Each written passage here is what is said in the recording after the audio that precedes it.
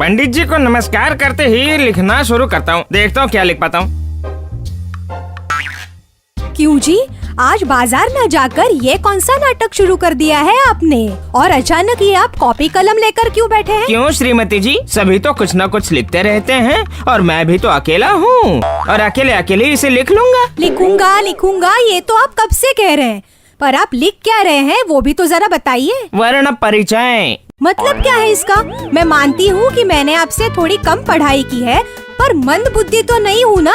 ना ऐसा क्यों कह रही हो? तुम्हारे तो जीभ पर ही विद्या की देवी बैठी हुई है। जब भी मुझे डांटी हो तो सारे वेद, वेदांत, गीता, उपनिषद सारे के सारे एक साथ ही बाहर फूट पड़ते हैं। सुनिए, अपनी ये फालतू की बकवास अभी के अभी बंद कीजिए, वरना वृक्ष का परिचय अभी फल देकर दे दूंगी। वो भी अच्छी बात है।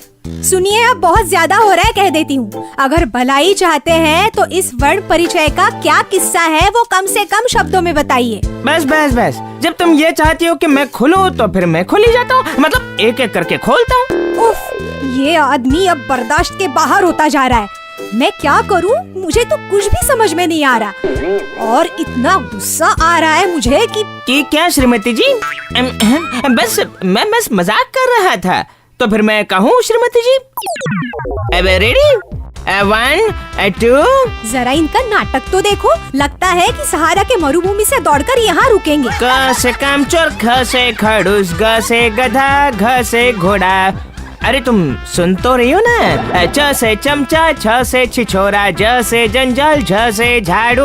उसी झाड़ू से मार कर ही मैं आपका वर्ण परिचय साफ कर दूंगी। मजाक सूझ रहा है ना? नहीं, तुमसे जो नाम मुझे मिले हैं ना, उन्हीं के वर्ण के रूप में मैं सजा कर रख रहा हूँ। आपके इस वर्ण परिचय को ना मैं अब क्या कहूँ।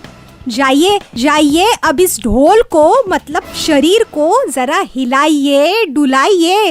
अगर बाजार नहीं जाएंगे तो आज ना तो खाने में भ से भात मिलेगा और ना ही म से मछली, कह देती हूँ। थैंक यू श्रीमती जी। कब से सोच रहा था पर मुझे शब्द नहीं मिल पा रहे थे, पर तुमने तो आकर मेरी मुश्किल ही आसान कर दी। ढ से ढोल, ढ से डोल। अगर इस कमरे में थोड़ी देर और भी रुकी तो मैं इस पागल के चक्कर में पूरी पागल हो जाऊंगी।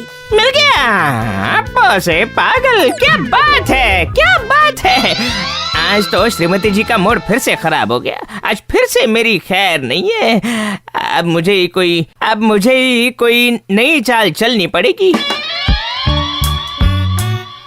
चलो श्रीमती जी, आज कहीं पार्क में घुमाते हैं। घूमने जाना है तो जाइए ना, मुझे इन सब में क्यों घसीट रहे हैं? तुम्हारे बिना तो पकोड़े बिना तेल के और चाय बिना चीनी के हैं श्रीमती जी। तुम्हारे बिना तो मैं पार्क क्या नर्क में भी नहीं जा सकता। बड़े आए घुमाने वाले, सवेरे सवेरे पार्क में लेकर जाएंगे, फिर तो इन्हें कुछ भी खरीद कर खिलाना नहीं पड़ेगा। अरे बाबा, खाना ही बहुत बड़ी बात है क्या? दोनों एक साथ एक दूसरे का हाथ पकड़ेंगे, चेहरा निहारेंगे और खिलखिलाकर हंसेंगे। हाँ, बिना पैसों के जो किया जा सकता है वो सब करेंगे। कहिए, कहते जाइए।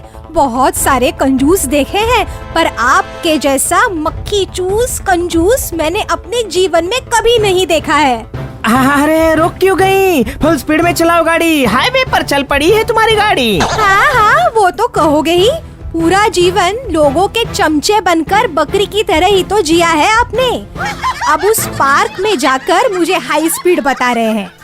मिल गया श्रीमती जी, मिल गया, बिल्कुल हूबहू मिल गया। मेरे वर्ण परिचय का एक भी वर्ण गलत नहीं है। अब इस जंजाल के साथ ही पूरा जीवन काट दीजिए, या फिर झाड़ू से अपने पूरे शरीर में जाले लगाकर घूमते रहिए। रुक क्यों गई श्रीमती जी? ज से जंजाल और झ से झाड़ू तो हो गया, अब तो त ढ ड ढ है। डाल दो, जितने शहद है सब डाल दो।